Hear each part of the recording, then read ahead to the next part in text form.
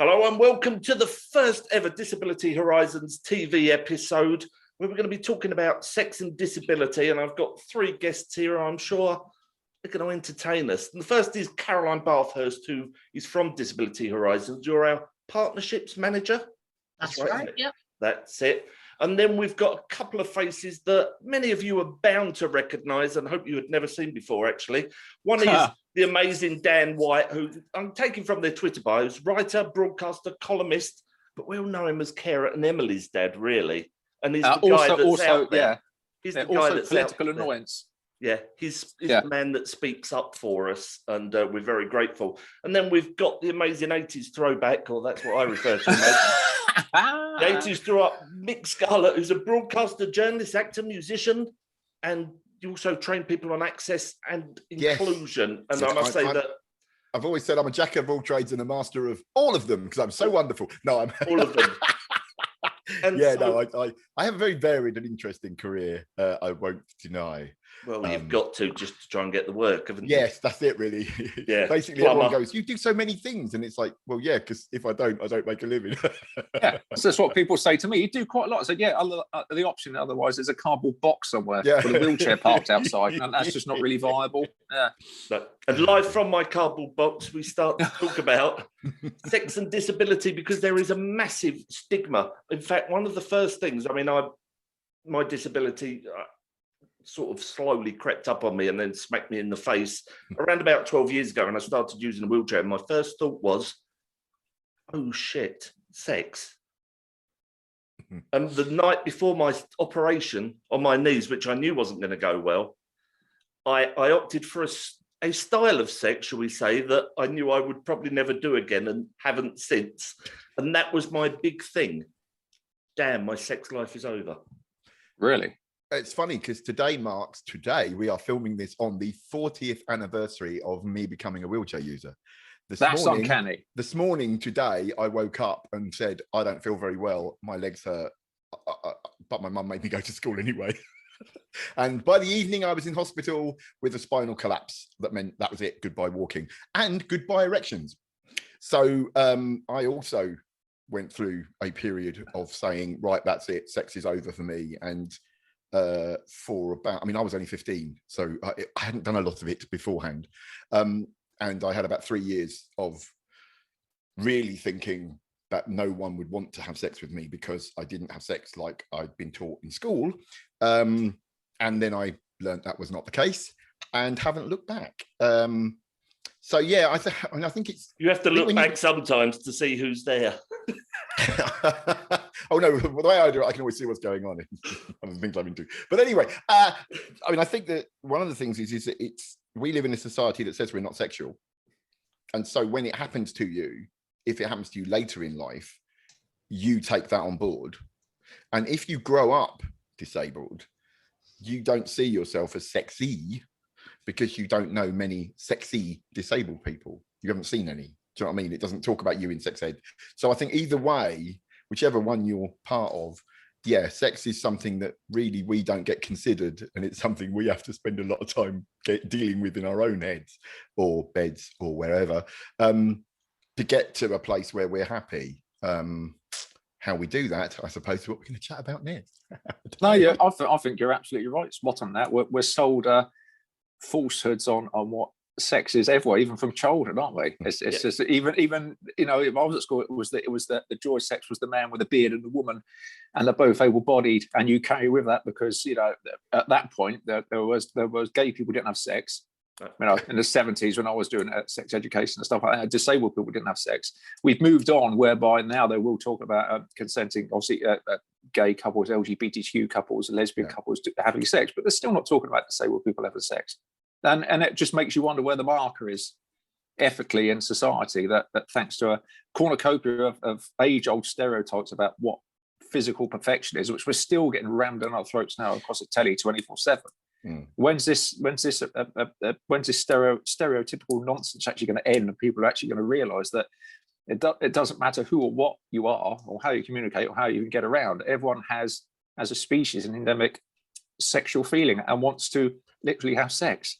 It's just bizarre. It's programmed into us, isn't it? Yeah, and I mean, it's primal. You're in a different position to the rest of us in the fact that you've got a young daughter who is growing up fast, and when you have that chat, it's going to be very different for you as a parent than for most of us with able-bodied, I mean, whatever that means, children.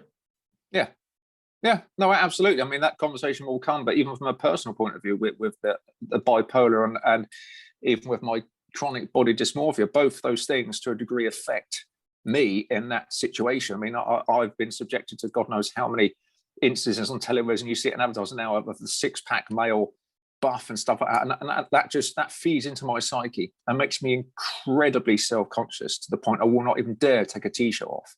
I will not even dare do it. I'll even avoid the mirror. And that just feeds into my subconscious, and it just makes me feel like a very low sexual being. It's just chronic across all aspects of disability, whether it being hidden or physical. I mean, Caroline, three guys here nattering on, but I mean... You noticed? I'm the only female. Yeah. And can I just say, you've got fantastic hair. I love that hair. That's beautiful. You. Yeah. We had a good chat last week, actually, about this, me and Caroline, didn't we? About the sex toy industry catering for disabled people. Practically non-existent. Yeah. Exactly. I mean, there's nothing out there that says we can help disabled people have sex. No. I mean, without prying into Caroline's life, I mean, Caroline has trouble with reaching areas, and this was a topic we discovered. There's no sex toys that allow a person, because vibrators, they're all very straight and everything, and it takes a degree of getting up and all the buttons are on the end of it. And how does somebody who struggles with a disability use something like that? Ironically, I started my career in 1989 filming a documentary for Channel 4 called Willing and Able, and it is available on YouTube because I uploaded it, where I interview a woman who had issues with reach. And she was very proud of the fact that she had got someone to attach a vibrator to a piece of stick wood, and so she could pleasure herself with her own vibrator. It was one of my first interviews, and I did say to her, "Are you sure that everybody you don't mind everyone in Sainsbury's know that you've got a vibrator on a stick under the bed?" And later on, when Vic Reeves came out and said, "What's on the end of your stick?" every time I heard it, all I could think was that image. Yes, there are things we can't do, but there are things we can do, and I think that we don't anywhere near focus on that enough. And I think that what we end up almost being our own worst enemy, in that we say, oh, disability and sex is really difficult. Everyone thinks it's a taboo. It's really bad, which means that society just goes, oh, well, okay, then. We don't ever go, actually, no, rubbish. Disability and sex is great. Disabled people have great sex. All the disabled people I know pretty much are married or in relationships. So kind of, we don't hear that story. We hear about, oh, God, it's so hard. We can't find this and this doesn't work and no one fancies us. And when we go on dating apps, no one wants to go out with us. And it's like, of course they don't. People don't owe us sex. People don't owe us a relationship, and we have to admit that, but then people don't owe other people it either. It's not just disabled people. It's tough out there, folks. If you use dating apps as your means to get a date and to form relationships, then of course you're going to be judged on your physical appearance. It's not. So I always think that dating apps, people go, oh, well, they're not accessible and people are horrible. It's like, it's not really for us, is it? It's a horrible hookup thing for non-disabled people to have really crap relationships. And so maybe we need to kind of start celebrating the positive and then confront the negative. And I think that that's why I still do a lot of stuff about sex, even though I am now very old, and anyone young thinking about me having sex probably makes their toes curl. So because I think it's really important so that people like Emily and the younger generation don't grow up with us sticking all of our negative crap on their experience. Because to be honest, I didn't have that. I grew up in a world when no one talked about disability and sex. So actually, I didn't see any reason why I wouldn't be able to have it, other than the fact I didn't function like everybody else. When I learned that didn't matter, I never looked back. And I think that's it. I think almost we've become our own worst enemy sometimes. I mean, if you rewind back again, mentioning the 80s, to the 80s when I was a teenager, before I met my wife, I now cringe at that person because young men are awful. And we do judge women. We judge women. And I now look back and I am like, she was a really nice girl. And I judged her because of maybe her figure, maybe because of like, a big mole or something. Do you know what I mean? It's young men are awful. And young men, their only aim in sex is to put it in and come. They're very good at not caring about the woman's needs. Yeah. And I must say that my fear about losing my sex life has turned round, and where it caused me to slow down and rethink things is actually better than ever. Yeah. It's actually giving you time to regress and look back, isn't it? And actually, but you can't blame yourself for your attitude at that time, because you live it, and we still are living in a culture where women are vilified in the press with body image for size and stuff. We still have only just come out the era of page 3 models. We've still got lads mags all flossing around the page. We've still got that. So until that is gone, and women, women and the disabled community are in charge of their own destinies and their own, given a chance to show off and be more in front in publications, until society gets its head out of its own backside and suddenly realizes that bodies take all sizes, shapes, forms, colors, abilities and inabilities, and that this is just going to seep into another generation, unfortunately. We look at perfect people and go, they must be happy. It's not great being perfect. And if anything, that's another thing that we learn. You know, we aren't perfect, so we don't have to care. So actually, it's sort of, you know, we can help. You know, I've been out with non-disabled partners most of my life. My wife doesn't describe herself as disabled, but she has a massive scar all down one side of her body from a burn. And, you know, we have the most similar experience of what it's like to grow up thinking that no one would want to be with us because of our physical nature. And we're probably two of the most confident people you know, because we've never been in a position to try and judge ourselves against the perfect. I mean, I had bulimia and anorexia when I was a teenager because I was trying to regain control of a new body that I didn't like, and keeping it thin. Was, you know, and I got down to really scary thin at one point. And it took a lot of time to get out of that. And it's always with you. I will always look in the mirror and see a body I don't like.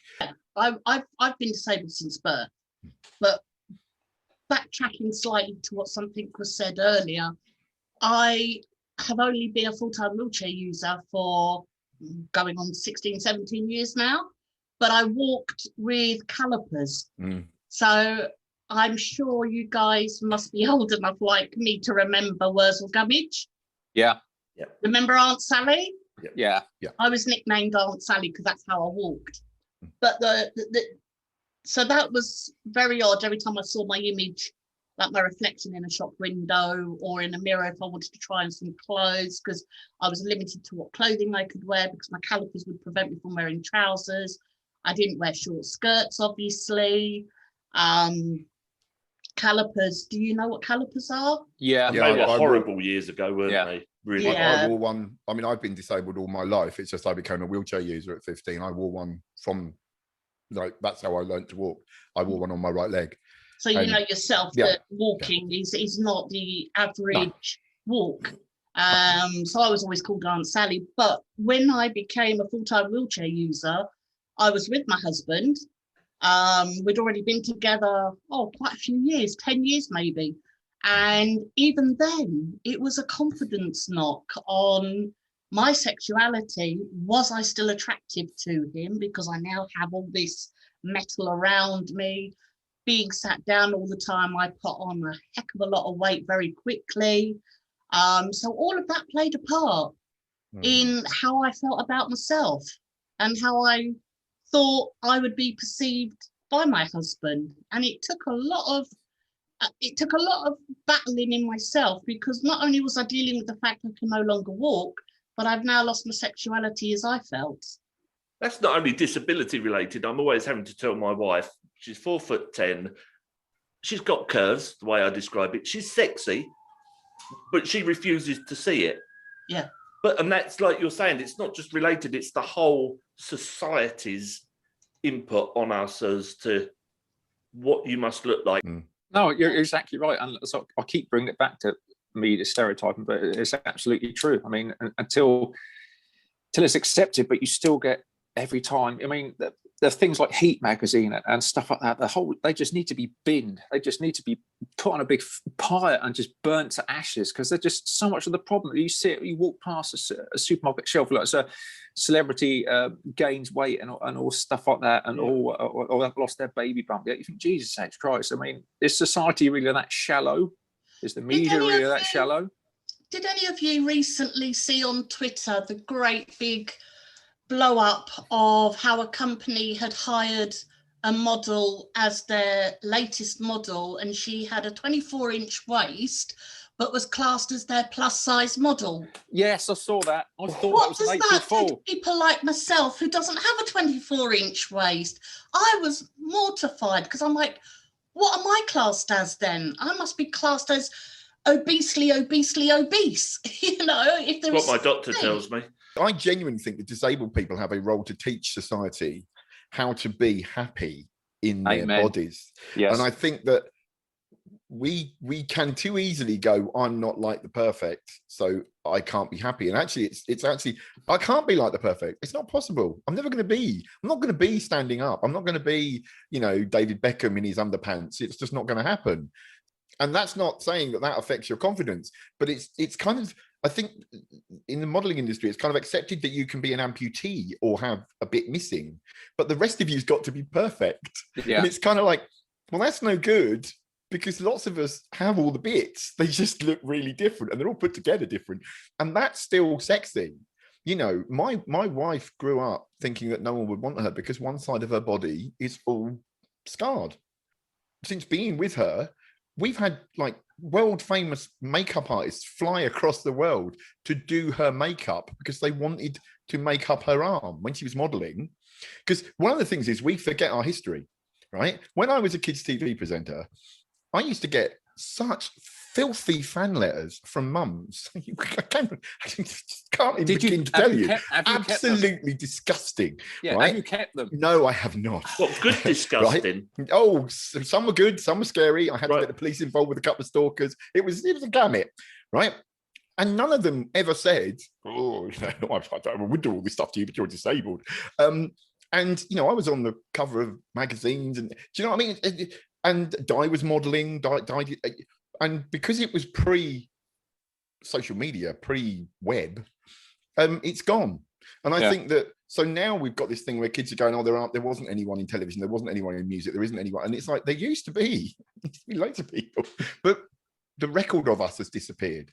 There's always been disabled pop stars, Gene Vincent, Ian Dury, they've always been there. And there's always been lots of the kind of other people in the industry, actors, loads of disabled actors that never really came out because it might ruin their career. We're seeing a flood now of people being more confident. But that's what we need. We need people to come out and say, I'm proud of who I am. And we need to do it too. Like I said, when you meet people that are models, that are all sashaying around thinking they're, acting like they're gorgeous, and then they come off and they just spend an hour picking their body to pieces because they don't think they're lovely, you realize that it's all rubbish and everyone fakes it. So they just fake it as well. Yeah. Yes, exactly. Absolutely. And that's what, Caroline and you've been both talking about, that knock. Yeah. And I remember it. I remember waking up and thinking, right, that's it. All the things don't work now. I'm over. And I had to rebuild that confidence. But that's what I mean. It's us older generation. We should be helping the younger generation not go through that. We should be saying, no, society wants to fix us. I mean, look at what they call it, the inspiration porn, where the guy at the wedding, where his mate's helping to stand up for a photo. It's like, why does he feel the need to do that? Yeah, and everyone was put on an, I'm not crying, you are. But it does also impact on how society perceives us as sexual. I won't go into details, but I have had my fair share of male shallowness over especially in my teenage years. And like you were saying earlier, men can be very cruel.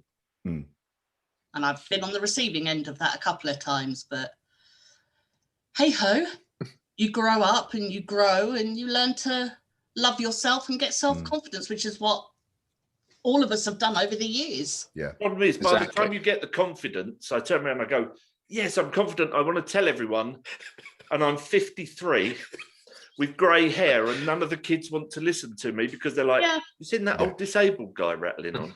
Yeah, no, that is one of our major problems. Is it is true that just when you really do reach that point where you think I am really happy with who I am and what I do and everything's great, suddenly you enter that new phase where you're now having grey sex, which is of course something that no one under the age of 30 even wants to consider happens. So the last thing you can do is get into a room full of people and say, hey, we're going to talk to you about sex and confidence. Like, oh, get lost, can't imagine it. No, pull my eyes out, rip my brains out. So yeah, we're kind of screwed.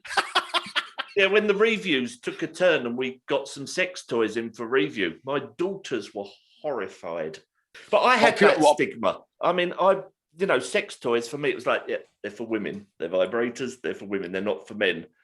And I had this whole thing to have good sex. It had to be penetrative sex.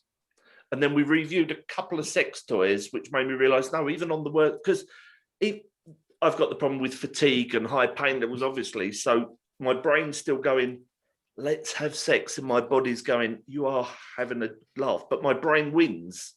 Well, my wife wins often, but it's now possible, without, again, going into too many details, that no, it doesn't have to be penetrative sex where I've then got a 3-day flare-up. It could be mutual with sex toys.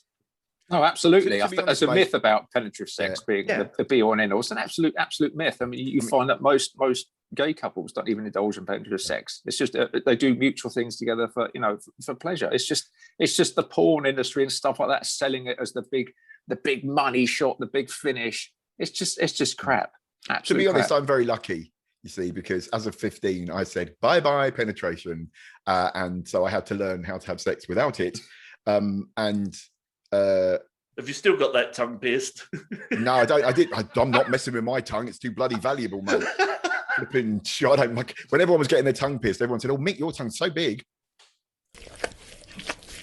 Why don't you pierce it?" And I was like, "That's how he's got by." I'm not mucking about with this. This is golden, mate. This is my to be fair, gift. Yeah, I think to be fair, Mick, your mouth is never closed long enough. No, we live in a penetrative society, and when that was taken away from me, I had to go on a journey. And, I've talked about the fact that I was very lucky. It was the 80s. I hung around with a group of gay and especially lesbian people who basically taught me that sex is not what we're taught it is. It's something else. And then I went off and discovered that actually, when you take away the penetrative function, the erectile function, men start responding the way that women do. And we hear a lot about things like multiple orgasms and all that kind of stuff. Men can do that too. It's just that your bodies react differently when your erection goes down. You can't be touched because that's part of what it does. But when you don't have that function, you can be touched and it can go on for much longer. So without wanting to sound like the disabled Sting, it kind of brings a whole new, so the idea that everyone's going, oh my God, I've lost it open. Oh, are you suffering from erectile dysfunction? Like, it's like, have you just had all your arms and legs drop off? Yeah. And it's like, no, actually, rather than spend money trying to find a way of doing it the way you did it before, how about spending just a couple of weeks having a go at it in a new way? Therapists will say to couples who are having these problems, no sex, no penetrative sex, to try and fix that. Stop doing this because you're just shagging, basically. Yeah. Explore each other with. That's it. Yeah. Option. That's it. Exploration, and you'll find out more about each other than you ever would have done before. But the thing is, there are, disabled and non-disabled couples that are horrified the minute the word sex toys is brought into the conversation. They just go hiding. So I think we've got to break that barrier before we can move forward. Early on in my sexual experiences, I never even knew what a sex toy was. It was literally only from when I met my husband, and we've been together quite a while now, it was only with him that I experimented with sex toys or even knew what a sex toy was and even had the guts to even look online to purchase one. So, there are a lot of barriers, unfortunately, that I think we need to do our best to knock down. Exactly. There's too many stigmas. Since Anne Summers went on the high street, it's a little bit easier and talked about. But again, Anne Summers is framed with all this perfect body. Yeah. As you go in, isn't it? And that whole thing of you look round in the high street before you go in, and then you quickly. This is really bizarre, though. It's really bizarre. You think we live in such a sexual society when sexual imagery is everywhere, and apprehension is still a thing. Because obviously I'm quite well known for having frequented fetish clubs, and I went to those because it was the only place I went to where I was considered to be a sexual being. Before, in normal casual clubs or in discos or whatever, I'd go out and boys would come up and hit on my partner, and they'd just say, well, what are you with him for? You want to be with me because I'm a real man. He can't do what I can do, and all this kind of stuff. And it happened every night. It was just disgusting. And yet I went to a fetish club and everyone went, well, we're here because it's a sexual place. That person is here, so therefore they must be sexual. So I won't judge, they must do something. Whatever they do, they must enjoy it. And it was a liberating thing. So it wasn't necessarily that I was there to, hang off the rafters and have me bollocks nailed to a lump of wood. I was there just because for the first time in my life, just happened. That was something that was a side effect. But it was kind of like, it was a place where I was accepted without knowing anything about it. And that, I think, has changed. Sex, people can talk more openly about sex. It wasn't talked about when I was young. I think people are more sort of prepared to experiment. I think younger people are a little bit more accepting. We still have a body perfect thing, but then there's a reaction to that with the body posi movement. And I think the thing is, what disabled people need to do is start positioning themselves more, especially younger disabled people, as voices of that. I think one of the big problems that's happened with society is we've been told we have the right to sex, and we don't. No one does. We have the right to be sexual, and that's very different. No one owes us sex, right? It's a mutual, consensual thing. It's not an you owe me it. No, that's the kind of thing. That way, dark thoughts lead. Yeah. So remember that. Be sexual yourself. Enjoy yourself. Find a way of being happy with yourself, and then go out and find someone that is happy with you.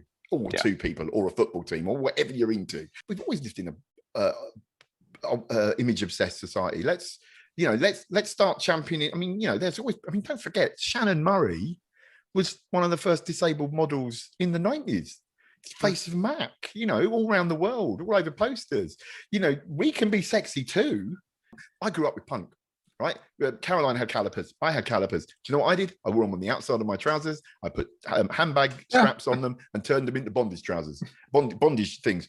Before bloody Mad Max came out with it.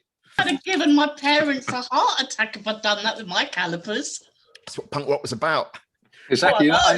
Emily's completely going down that route now. She's really punking up everything. She's really steampunking everything. She's got my full and utter blessing to do whatever she wants, because now she's of that age whereby if a surgeon suggests cosmetic surgery, as they call it, to legs and arms, that's her decision to have. That's her decision out of that. This is entirely up to her. If it's an emergency surgery, fair enough, she's got to have it. But stuff like that, physicality stuff, is up to her. But she's very, very, very, very, very confident.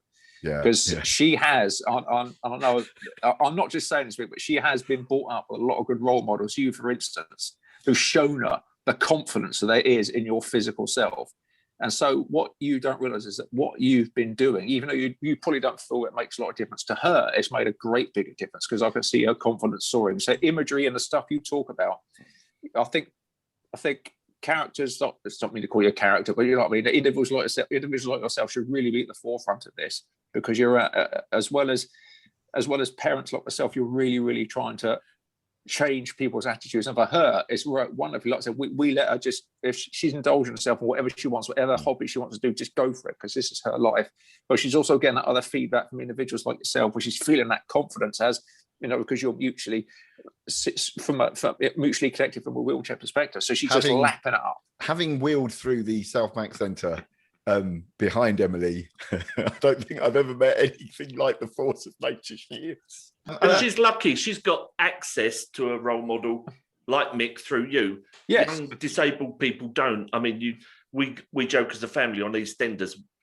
We see if we can spot the token wheelchair person in every episode. Oh, we do that just constantly throughout the telly. I did a thing the other day about, I started in the morning, spot the disabled person on television. And I think I just didn't even fill in one figure. Also, this myth of the people that are in pain, they get stronger and stronger, more resilient, whereas your nerves actually become more sensitive to pain over time. Yeah. That central nerve wind up, and we could end up with silly things. I can't let the dog, even though she's about that big, walk on my lap. My grandkids, they can just sort of like, at times they can sit on my lap, other times they brush past me, and it's agony. my husband or my kids come near me, and I've got a dog too, she's quite feisty, she jumps up and I'm literally screaming, get off, you're hurting. I mean, you know, Jeff can just like touch my arm because he helps me get dressed in the mornings, and he can touch my arm and I'll be like, ow, and he'll be like, but I didn't touch you. And this comes down to sex again, you know, our bodies, you know, no, I can't get on top and have sex anymore and do the movements because it doesn't move very well, and also I end up in a lot of pain, but I can't have anybody on me either. Well, I sometimes choose to because I'm happy to be in pain for 3 days for it, but yeah, it's the cost benefit analysis. people don't understand that we are prepared to be in pain to do certain things, to be I don't know, to take control. Yeah. No, it's a whole, the whole thing is it's just a cornucopia of just mix up stuff, isn't it? Like I said, from my personal perspective with my bipolar and my body dysmorphia, like I said, it's one of those things that I cannot even bear when I'm in bed to look at my own self. It's bizarre. You know, I even want to go, when it's hot in the summer, I cannot take my top off my bed. I have to wear something to cover myself. If I lay down and catch something, or even look in the mirror and catch something that's off, that's it. For the rest of the day, I'm just not going to eat. I'm just going to go for a 10-mile run or whatever it is. So it just seems that whether it's physical or where it's hidden, there's just so much that society needs to be taught and embrace about it.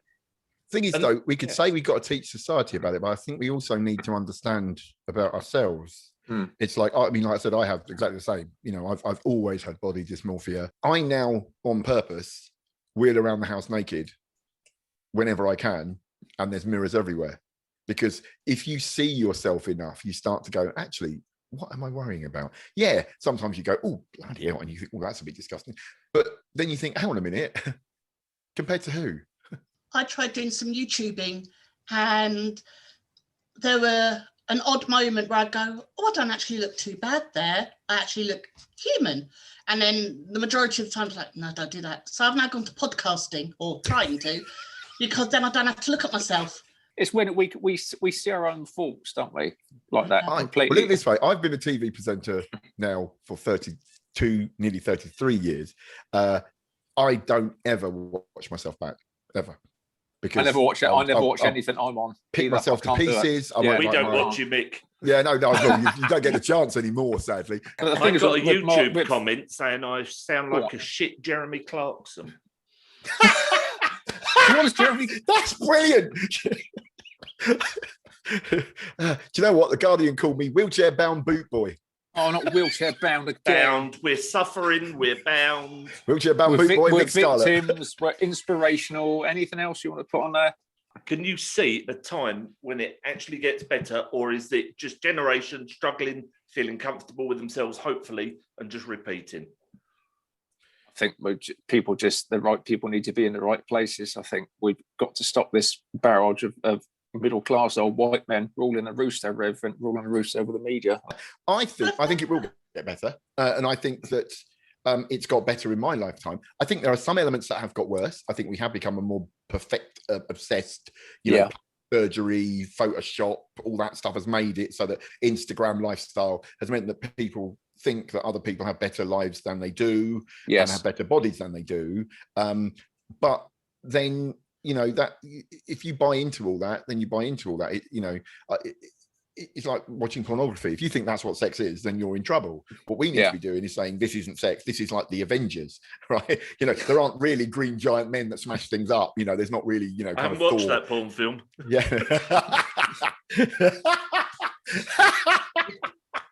Oh dear. And when I came out about being impotent, before I'd lied and I'd done telly and I'd done everything works. Right, orgasm, spunk. I knew nothing about it. I mean, I hadn't done it since I was 15. Then all of a sudden, I came out when I got together with my wife. We discussed it. She said, "Yeah, you want to be open about this. Let's be truthful." So I came out on a TV show and I talked about it. And after that, all my non-disabled mates came up to me and went, "Mick, all quiet, like on the sly. You're not working. Mr. Floppy. What do you do? Because I'm having terrible problems. I can't get it up in a minute." And it was like, oh, for God's sake. So all my mates that, 2 weeks earlier had been talking about pearl necklaces and God knows what, Yeah. They were in exactly the same boat that I was, just that I got used to it and they thought it was something. Do you see what I mean? So they came to me and went, so what do I do? And that's what we can do. We can say, well, look, you know, you're worried about your body not being perfect. Get out of it. Look at us. Right. And we're okay with it. So come to us, learn from us. And I think if we can get that done, I think it will change overnight for everyone. You know, that's what inclusion is about. Diversity, representation. It means that the world can learn from each other and we grow. And I think that's it. And I think Mick's right. I think this generation are going to be the ones, thanks to the advent of communication through social media and claiming back their language and claiming back their imagery. I think this is where it's all going to change. Just remember, we're the ones that taught them that. Sex and disability comes in, why we need to shout so loudly about it and let people know we are no different. We enjoy sex as much as the next person, maybe more so. Some of us, you know, I mean, some of us can't get enough of it. It's a case of, well, yes, I want to have sex. I enjoy sex and I'm not going to stop having sex. And if it does cause me pain, then I, on a case-by-case study, so to speak, you decide at the time, is it worth the pain? Hell yeah. Absolutely. And in a confident way. And I totally agree, Caroline. I think that idea of saying we do it, we have our own way of doing it. If we do, we can do it like you do it too. It's not, you know, it's not necessarily all disabled people do it differently. Most don't. They do it just like everybody else, you know, and that actually, you know, we can bring something new to the table. One of the things I remember learning was associated with the fetish scene was the fact that there are quite a lot of people that associate pain with sex anyway. So actually, so kind of there's people that pay good money to experience, you know, kind of something like the pain that we kind of have when we have sex anyway. Disabled people may not, some of them, be getting the sex that they want, not because of their disability, but the fact that they're not out there finding the people that are right for them. Yeah, we do tend to, I think as a community, we tend to blame it a lot on being disabled without ever expanding our view and thinking, well, is there more to this? You know, how do I dress? What do I look like? Where do I go? What things do I need to do? You know, what am I expecting from other people? You know, and it's kind of, like I said, we're back to that thing of, demanding and deserving sex as a right. And it isn't. Sex isn't a right. Being sexual, being considered a valid human being is, but not being sex, because sex is something that is kind of almost given to you by someone else. You know, it's a consensual act, however many people are involved. I keep saying this because I think it's very important to accept the pan community. And I think that, you know, that whole thing is about, that's what it's about. It's about saying that I want to be the best that I can be, so that if I meet the right person, they see the best me. You know, the majority of society now goes, well, being gay is part of nature. It's just normal. That's it. Get on with it. Same goes for disability. Disability and having impairments and having bodies that are different is part of nature. So we are natural. And so we need to start saying about that. We need to push that front. It's not that we're broken and we're less. We're just part of the human tapestry. And so then we can say, and this is our normal. And each one of our normal is slightly different from the other normal, because none of us are the same, but we all share being made to feel less, to feel excluded, to be pushed out, to say, I would like to find a vibrator on a stick, for example. I would like to be considered sexy. I would like to see myself on television in, you know, it's happening more and more, but sort of, you know, not in a kind of thing about being disabled or just part of life. And one of the things about the gay community is you have gay characters in things now, and then you have sort of gay stories like, you know, It's a Sin. Do you know what I mean? And that was a fantastic program. We need that too, and we don't get that yet. We need a story about disabled people out there just doing what people do normally. I mean, to be honest, I think that's the next fight, and I think that's for the next generation. I think we've done our. I don't think we've got a fight around being older. The disability bit in the case anymore. I know from my own experience that I don't get work now because I'm not disabled. It's not because I'm disabled. It's because I'm old. I posted. I can't remember who it was. There was someone on Graham Norton. The news presenter who was shot. I know. It was on Graham Norton. There was no sign of his wheelchair. They'd sat him down and moved his wheelchair away. I used to jump out because I thought it was important. Like, say it was a sofa, I'd sit on it, but I'd always have my chair next to me, and I'd say to them, "No, don't move it." Because I want it, because if you're on a bloody panel show and they go, and so Frank Gardner, tell us about what it's like to be disabled. And he goes, well, I'm disabled. And everyone goes, who the hell is he? And what, eh? You need the chair there to almost go, see, that's mine. This is why I'm here. because a lot of them will just whiz it off because they think it makes the shot ugly. Because someone like myself and someone like Frank, we're the acceptable wheelchair type people in that our bodies aren't in any way that too much different, unless you have a real old look and go, his legs are a bit thin. Do you know what I mean? But so it's quite hard. So we're talking about our lives and we're going, in my wheelchair, and everyone's like, where's his chair? Chair or no chair, it is plainly obvious I have a disability, which brings me to a story that I'm not sure I should share.